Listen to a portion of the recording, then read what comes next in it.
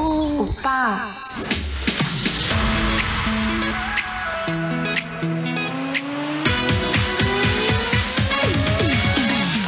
Hoy, ikaw na puro ka sa itsura bumabase. Na talaga nga namang basta pogi o maganda ay pagkarupok-rupok mo.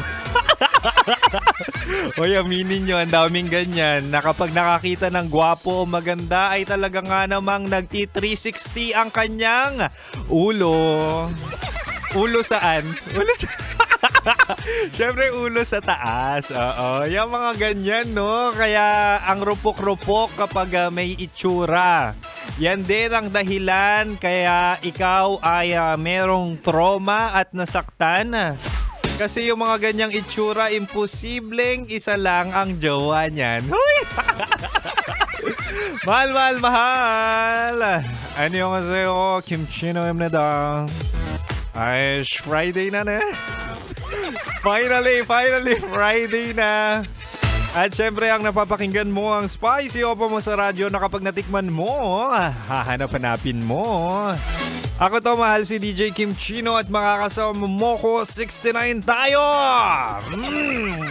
69 p.m. Ako po ang iyong malalasap. Yan, maglasapan tayo, mahal. Friday naman eh.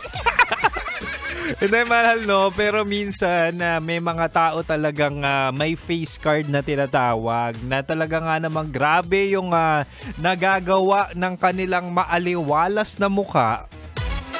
Hindi lang maaliwalas, pati yung ngiti or ngipin. Na kapag nag-smile sa'yo yung tao ay talaga nga namang nakakalaglag. Kaya nauso yung laglag panty, laglag brief. May ganun eh. May ganun talagang spark of joy kapag nakakakita ka ng may face card. At talaga nga naman totoong love at first sight. Pero mahal, may mga iba pa namang turn-ons. So turn-ons na kung saan nakaka-attract kahit hindi lang itsura ang basihan. Kasi hindi naman lahat may face card, di ba?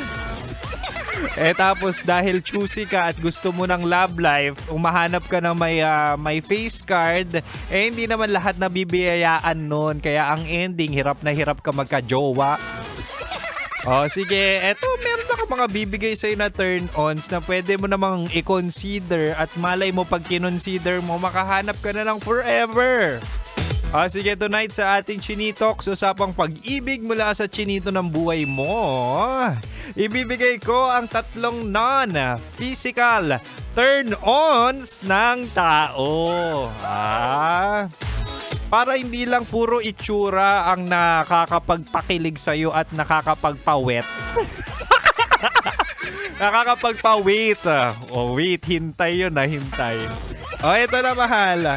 Unang non-physical na nakaka-turn on ay alin? Intelligence. Ito yung sinasabi natin na iba. Iba ang dating kapag matalino ang tao. Aminin nyo, di ba?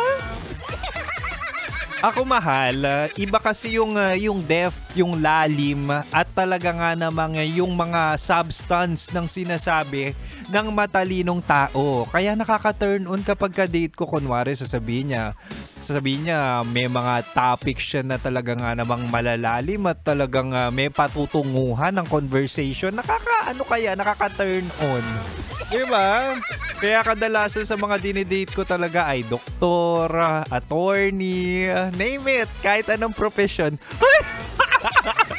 At saka, mahal, isa pa sa turn on ko dati nung ako'y nag-aaral pa, ang magagaling sa math kasi boom.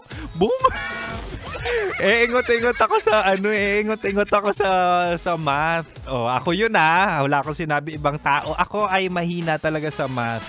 Pero kapag malakas ka sa math ay crush na kita. Yun iba yun na bibigay na attraction ng sobrang or matatalinong tao. Na alam mo naman na kapag naging karelasyon mo ay may lalim at isasagad ang iyong kaisipan. Isa pa lang yan, mahal Isa pa lang yan. Pero parang intriguing na on your end.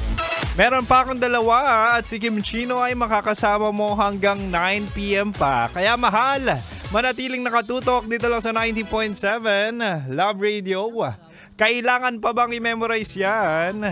Basic.